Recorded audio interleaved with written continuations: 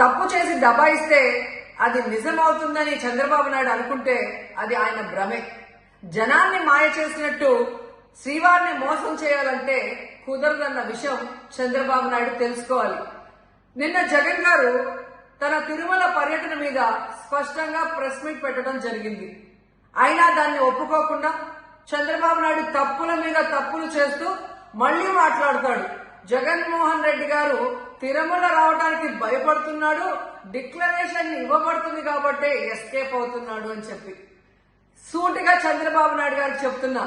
చంద్రబాబు నాయుడు జగన్ గారి దమ్ము ధైర్యం గురించి రాష్ట్ర ప్రజలందరికీ బాగా తెలుసు.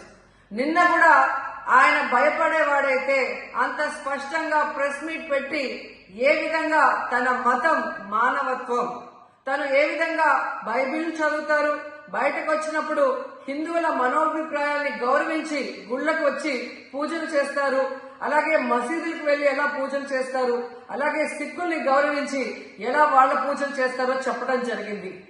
ఈ రోజు మీకు క్లియర్ గా తెలుసుకోవాల్సిన విషయం, మీకు దేవుడు అంటే భయం భక్తి లేదు కాబట్టి ఏంటనేది మీకు అర్థం కాదు. కానీ ఒక భక్తుడికి దేవుడి దగ్గరికి వెళ్ళాలి అన్నప్పుడు ప్రశాంతమైన వాతావరణంలో వెళ్ళాలనుకుంటాడు, ప్రశాంతంగా భగవంతుడిని పూజించాలని అనుకుంటాడు.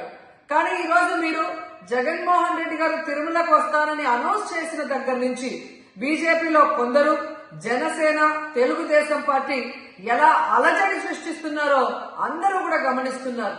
ఏ విధంగా అలిపిరి దగ్గర మేము అటాక్ చేస్తాం, అడ్డుకుంటామని చెప్పటం, అలాగే వైఎస్ఆర్ కాంగ్రెస్ పార్టీ నాయకులందరికీ, కార్యకర్తలందరికీ నోటీసులు ఇచ్చి జగన్మోహన్ రెడ్డి గారి పర్యటనకి పర్మిషన్ లేదు కాబట్టి ఎవరొచ్చినా అరెస్ట్ చేస్తామన్నట్టుగా భయభ్రాంతులకు మీరు ఎలా గురి చేశారు.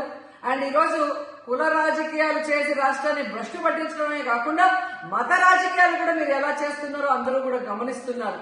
ఇలాంటి వాతావరణంలో దర్శనం చేసుకోలేము కాబట్టే జగన్మోహన్ రెడ్డి గారు ఏ విధంగా ఆ తిరుమల ట్రిప్ ని క్యాన్సిల్ చేసి తన అభిప్రాయాల్ని ప్రెస్ ద్వారా ప్రజలకి తెలియజేయడం జరిగింది.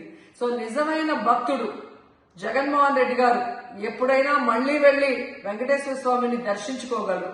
5 సంవత్సరాలు తన తండ్రి మరి ముఖ్యమంత్రిగా వెంకటేశ్వర స్వామికి పట్టు వస్త్రాలు ఇచ్చారు.